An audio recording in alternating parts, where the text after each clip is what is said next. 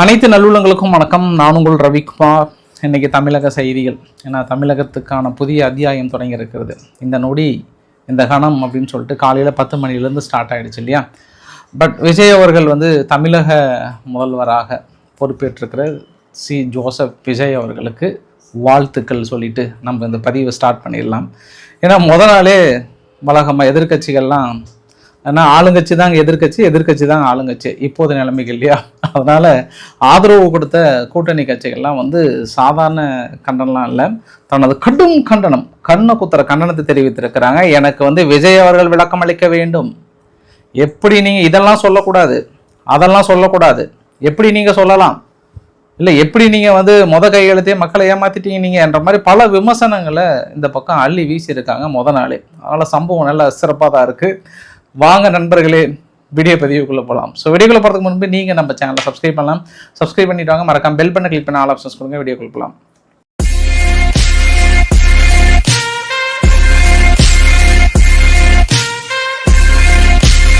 Maximum Vijay அவர்களோட பதவியேற்பு விழா நிறைய பேர் பார்த்துருப்பீங்கன்னு நினைக்கிறேன். ஏன்னா எல்லா சேனல்லுமே மோஸ்ட் வியூஸ் பெரிய அளவுக்கு இருந்தது. அப்பயே பார்த்தேன், பெரும்பாலும் மூளை முடுக்கெல்லாம் பட்டி தொட்டி எல்லாம் பரவி இருந்தது.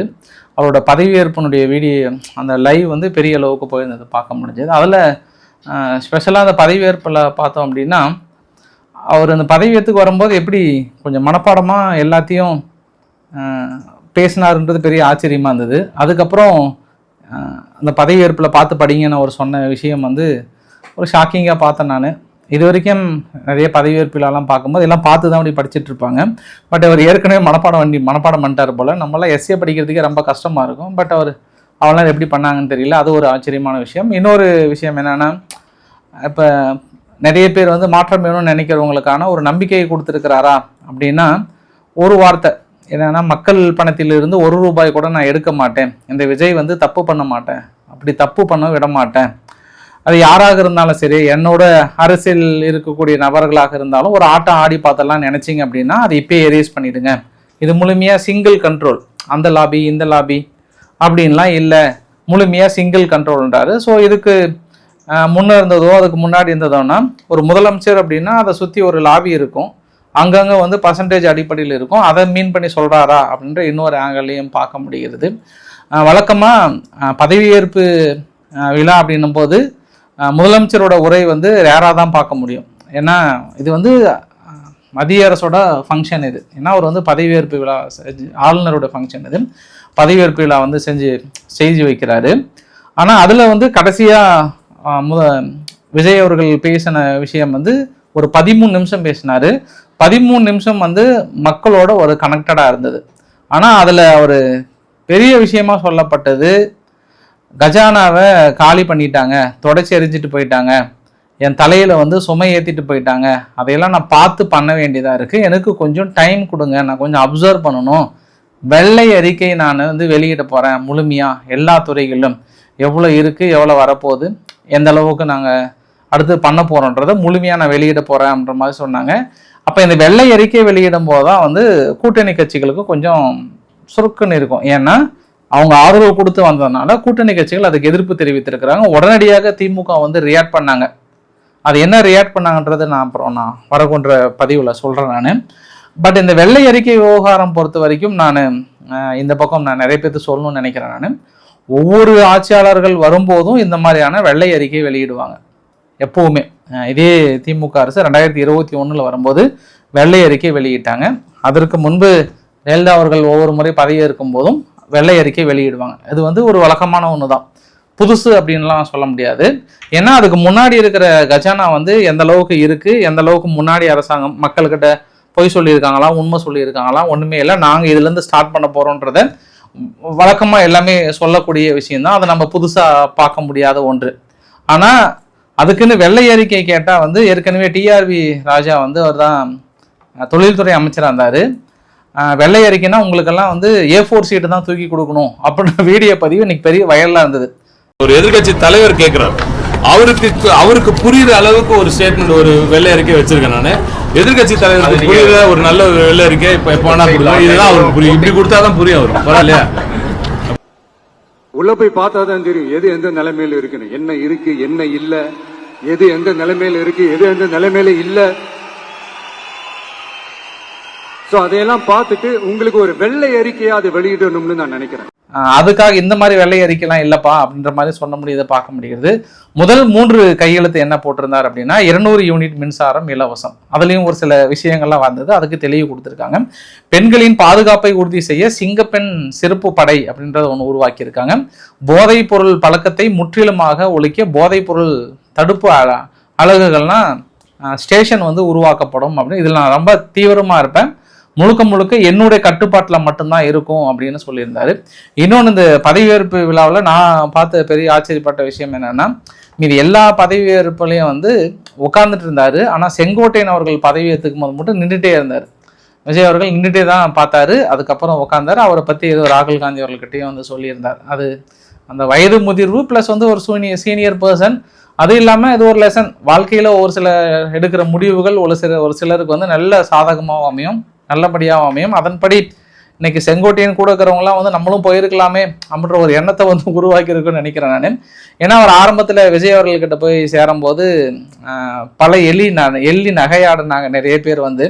போய் வயசான காலத்தில் அங்கே போய் சேர்ந்துட்டாரு, இன்னும் என்ன பண்ண போகிறாங்க அப்படின்னு ஒரு சிலர்லாம் வந்து அவங்களாம் யங்ஸ்டர்ஸ் வந்து வைப் பண்ணிட்டு இருப்பாங்க, இவர் என்ன பண்ணுவார்ன்ற மாதிரி நிறைய விமர்சனங்களை சந்திச்சாரு. ஆனால் இன்னைக்கு அவர் ரொம்ப விசுவாசமாகவும் பெரிய அளவுக்கு நன்றி உணர்வாகவும் இருந்தது அந்த பதவியேற்பு விழாவில் வந்து பார்க்க முடிகிறது. பட் என்னுடைய கண்களுக்கு புலப்பட்டது என்ன அப்படின்னா, முக அழகிரி அவங்களோட பொண்ணை நான் பார்த்தேன் இந்த ஃபங்க்ஷனில். ஏன்னா திமுகவிலிருந்து பெருசாக யாரும் வரல, ஏன்னா அழைப்புகள் வந்து கொடுக்கப்பட்டிருந்தது. எடப்பாடி பழனிசாமி அவர்களுக்கும் அழைப்புகள் கொடுக்கப்பட்டிருந்தது, முக ஸ்டாலின் அவர்களுக்கும் கொடுக்கப்பட்டது. அப்புறம் அவங்க சைட்லேருந்து யாருமே வரல. ஆனால் முக அழகிரியோட டாக்டர் வந்திருந்தாங்க. அவங்க விஜய் அவர்களை வந்து ப்ரைஸ் பண்ணி சொல்லியிருந்தாங்க, புதிய வரலாறு படைத்திருக்கு, மகிழ்ச்சியாக இருக்குது, ஒரு இளைஞர் வந்திருக்கிறது வந்து நல்லா இருக்குன்ற மாதிரி வந்து சொன்னாங்க. ஸோ ரொம்ப கஷ்டப்பட்டு போராடி ஜெயிச்சிருக்கிறார் அப்படின்றது சொல்ல முடியுது. அப்போ அந்த டிஎம்கே குடும்பத்தோட எதிர்ப்பை வந்து பதிவு பண்ணுறாரா அப்படின்ற இன்னொரு ஆங்கிள்லையும் வந்து பார்க்க முடிகிறது. மற்றபடி அவங்க ஃப்ரெண்ட் சர்க்கிள் மீதி எல்லாம் வந்தாங்க. பட் மீடியா வந்து த்ரிஷா அவர்கள் வந்தது பெரிய அளவுக்கு ஃபோக்கஸ் பண்ணியிருந்தாங்க. அவங்களே ரொம்ப நேரம் ஜூம் பண்ணி காட்டியிருந்தாங்கன்றதையும் இன்னொரு தகவலாக சொல்லிடுறேன் நான். பட் புதிய அரசாங்கத்துக்கு வந்து என்னெல்லாம் பெரிய சவாலாக இருக்கும் அப்படின்னா, வழக்கமாக நம்ம தமிழகத்தை பொறுத்த வரைக்கும் ஒரு பஸ்ஸு வந்து ஓடிட்டு இருக்கும். அந்த பஸ்ஸு வழக்கமாக ரொம்ப ஓடுசல் அப்படியே தடதடான்னு சத்தம் வரும். நம்மலாம் நினைப்போம் டிரைவர் மாற்றினா சரியாக போயிடும், அந்த பஸ்ஸு சரியாக போயிடும் அப்படின்னு நினச்சி தான் இப்போ டிரைவரை மாற்றிருக்கிறோம் நம்ம. ஆனால் உள்ள இருக்கக்கூடிய நிர்வாகத்தை நம்ம கவனிக்கணும். யாருக்கிட்டையும் வந்து மேஜிக் ஸ்டிக்கெல்லாம் இருக்காது.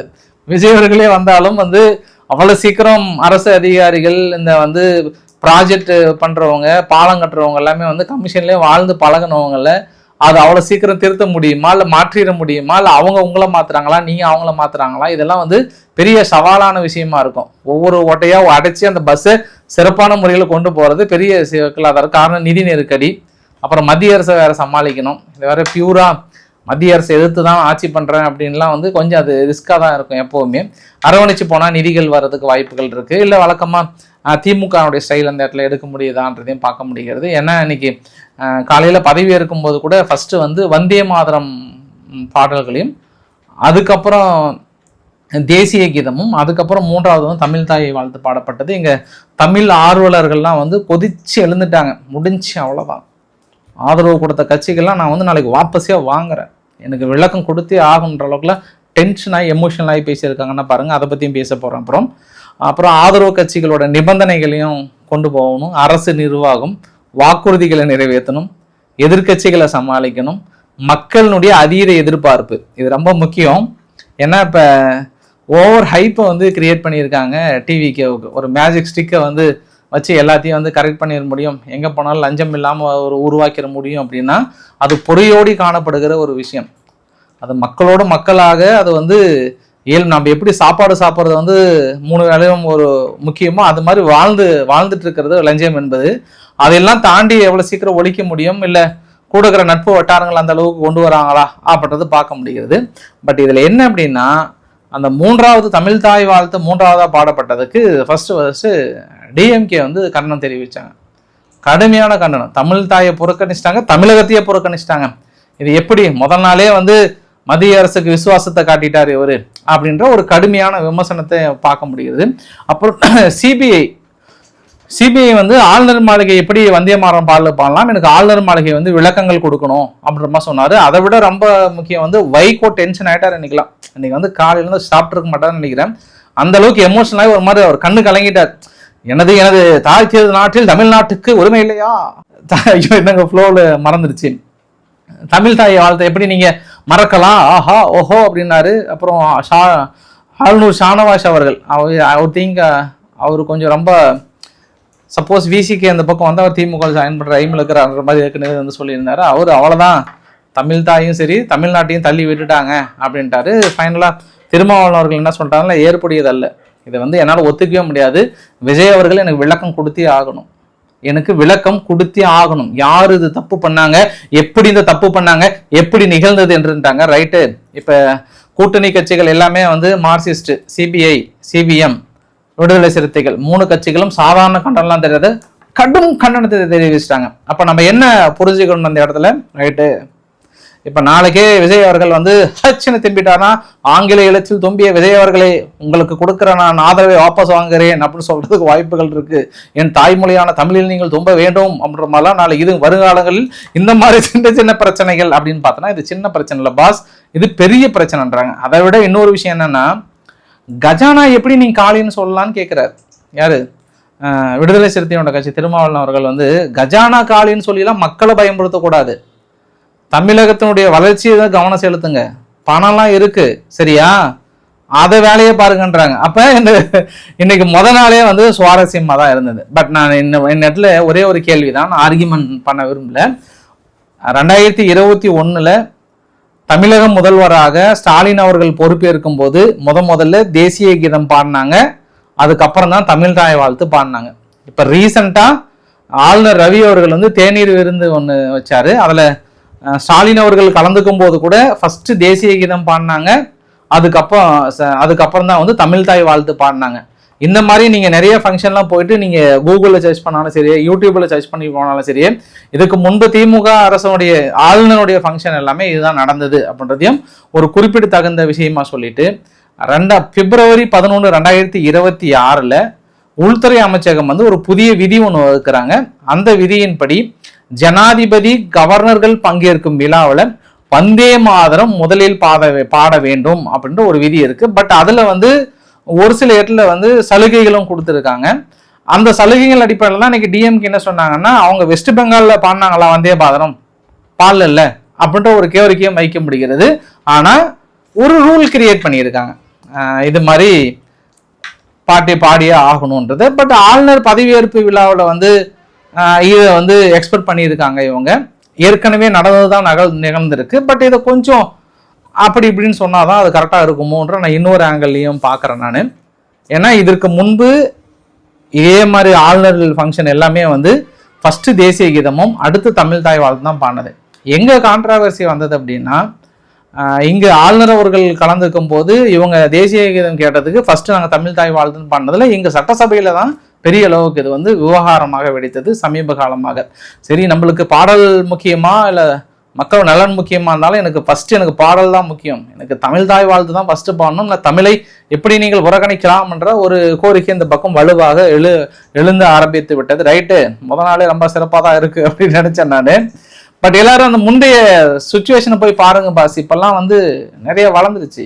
அதுவும் விஜய் அவர்கள் நன்றி செல்லும் போது இந்த விர்ச்சுவல் வாரியர்ஸுக்கு நான் நன்றி அப்படின்னு சொன்னார் இல்லையா, அந்த டிவிக்கோட விர்ச்சுவல் வாரியர்ஸ் தான் இன்னைக்கு எக்ஸ்தரத்தில் என்ன பண்ணிட்டாங்கன்னா, இந்த பழைய பதவியேற்பு விழாவில் நடந்த மொத்த வீடியோவையும் தூக்கி பார்த்தா எங்க பார்த்தாலும் சிதறி கிடக்குது அங்கங்க.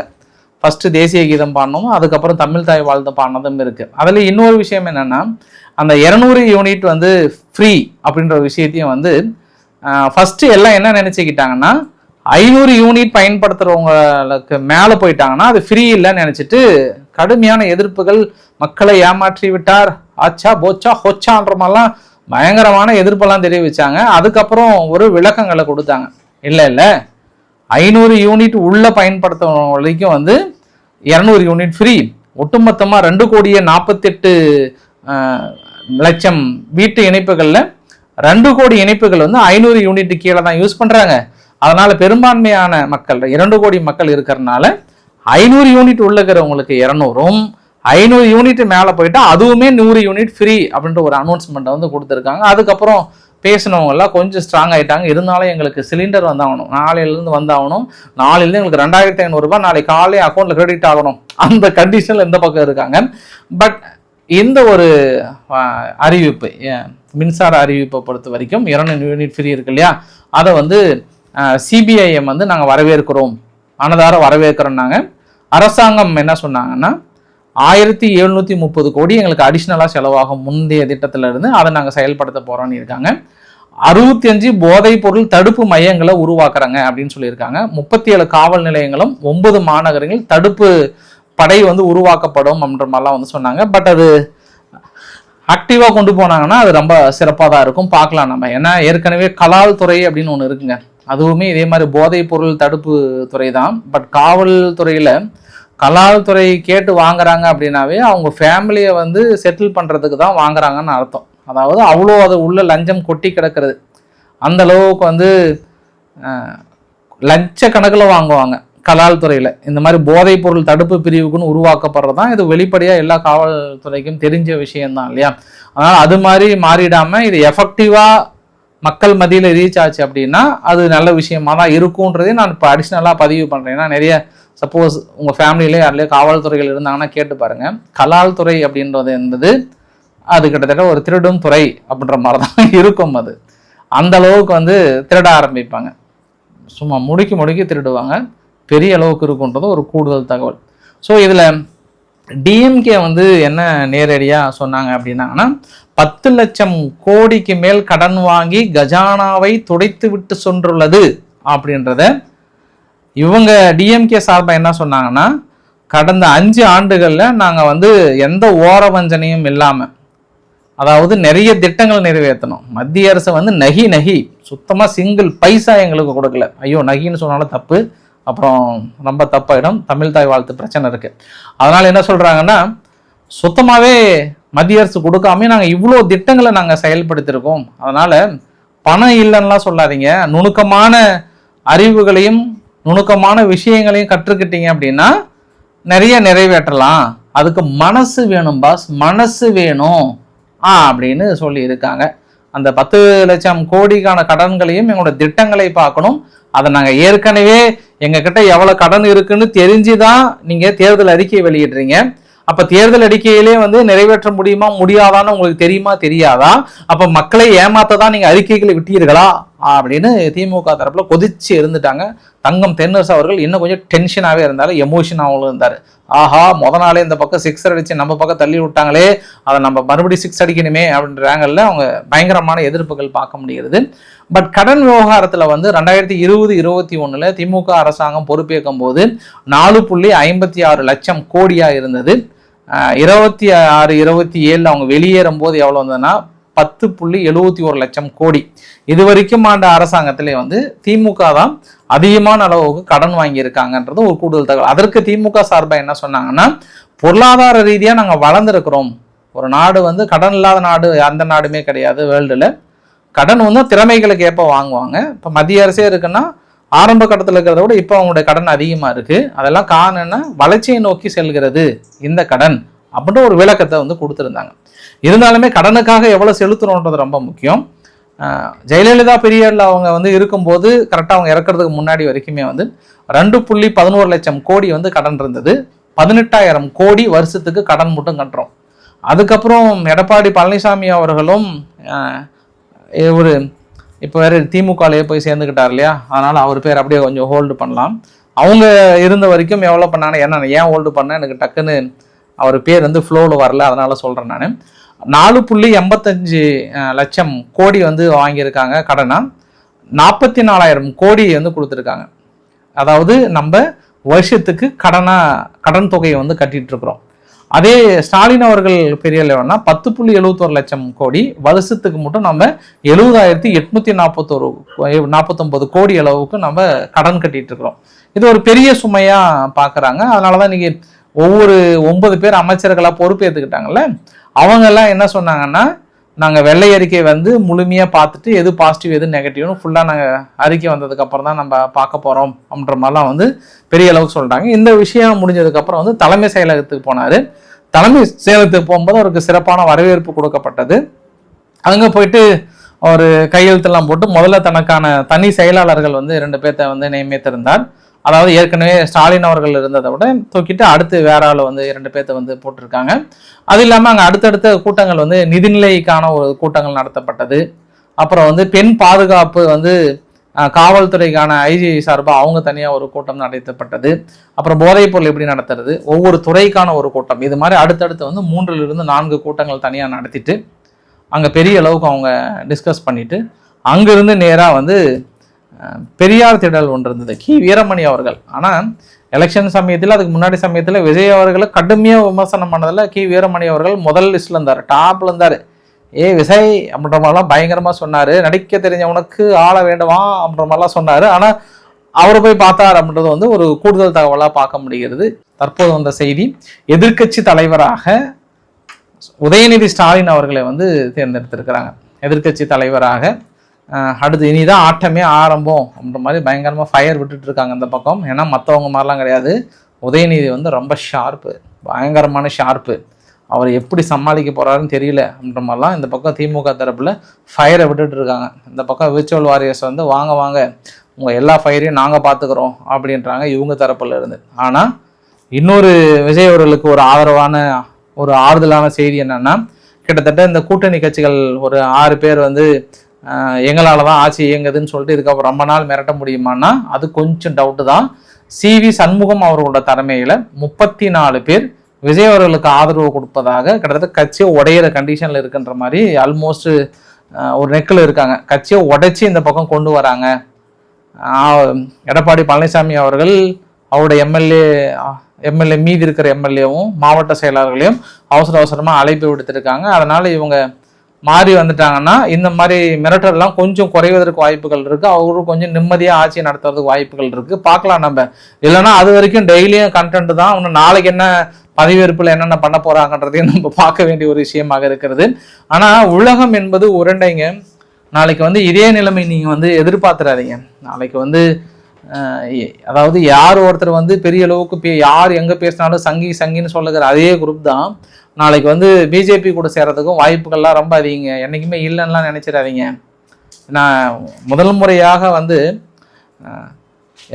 பிரதமர் மோடி அவர்கள் பேசினதை வந்து சன் டிவியில் ஹைலைட்டாக போட்டதை நான் இன்னைக்கு தான் பெரிய அளவுக்கு பார்க்குறோம். அதுவும் யார் தெரியுமா, காங்கிரஸ் கட்சியை திட்டி போட்டதை அந்த அளவுக்கு ஹைலைட்டாக போட்டிருக்காங்க.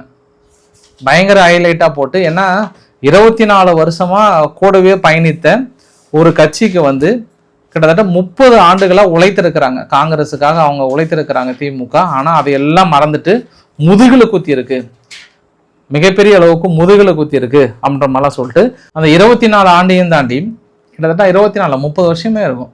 30 வருஷமே இருக்கும். அந்த கடைசி 10 வருஷம் வந்து அவ்வளோ உழைச்சாங்க. ஆனால் முதுகில் குத்திட்டு வந்துட்டாங்க. அதுதான் காங்கிரஸ் அப்படின்னு பெங்களூர்னுடைய கூட்டத்தில் பேசினதை எடுத்து ஹைலைட்டாக ஃப்ளாஷ் நியூஸாக வந்து போட்டிருந்தாங்க காங்கிரஸுக்கு. ஏன்னா இன்னைக்கு ராகுல் காந்தி அவர்கள் பதவியேற்பு விழாவுக்கு வந்திருந்தார். அதற்காக அதே 2021 முதல்வர் ஸ்டாலின் அவர்கள் பதவியேற்கும் போது வந்தாரா, வரல. ஆனால் இப்போ பற்றியா வராரு அப்படின்றாங்க. மேபி டிஎம்கே கலந்துக்காத காரணம் அதுவும் ஒன்று தான். இவர் மூஞ்சில் முழிக்க கூடாதுன்ற ஒரு முடிவில் தயாராகிட்டாங்க திமுக. அப்போ காங்கிரஸை ஒழிக்கணும்னா திமுகவுக்கு ஒரே வழி 3வது அணியை உருவாக்குவதல்ல, இங்கே பிஜேபியோட கூட்டணி சேருவது தான் சரியான வழின்னு அவங்களுக்கு இன்னொரு 10 வருஷத்தில் உணர்ந்துருவாங்க. ஏன்னா அதுவும் நடக்கலாம், எதுவும் நடப்பாமல் இருக்கலாம் வாய்ப்புகள் இல்லை என்பதும் சமீப காலமாக இந்த டிஎம்கே ஏடிஎம்கேனுடைய பேச்சுவார்த்தை நடந்தது உண்மைதான். அந்த பேச்சுவார்த்தைக்கு வித்திட்டவர் ரஜினிகாந்த் அவர்கள் தான் அப்படின்னு செய்திகள் பலவாறு பேசி கொண்டிருக்கிறார்கள். ரஜினிகாந்த் அவர்கள் தான் போயிட்டு ஸ்டாலின் அவர்கிட்ட பேசி அவங்க போயிட்டு ஏவாவேலு அவர்கிட்ட பேசுப்பான்னு சொல்லி அதுக்கப்புறம் இந்த முயற்சிகள் எடுக்கப்பட்டதாகும். கடைசி நேரத்தில் கூட திருமாவளவன் அவர்கள் அனௌன்ஸ் பண்ணுறதுக்கு முன்பு ஏவாவேலு அவர்கள் தனிப்பட்ட முறையில் சந்தித்தார் என்றும், கடைசியில் வந்து திருமாவளவன் அவர்கள் வந்து சீஃப் மினிஸ்டர் அனௌன்ஸ் பண்ணுறதுலாம் கடைசியில் ஏடிஎம்கே ஏற்றுக்கல் என்ற போன்ற தகவல்களும் பலவாறு பரவி கொண்டிருக்கிறது. அதனால் எதுவும் நடக்கலாம், எப்பவும் நடக்கலாம் என்பதும் ஒரு கூடுதல் தகவலாக சொல்லிக்கொண்டு முடிவு பெறுகிறேன். ஸோ பிடிச்சிருந்தா லைக் பண்ணுங்கள், ஃப்ரெண்ட்ஸுக்கு ஷேர் பண்ணுங்கள், சப்ஸ்கிரைப் பண்ணுங்கள். ரவிக்குமார் சோமு சேனல். நன்றி, வணக்கம்.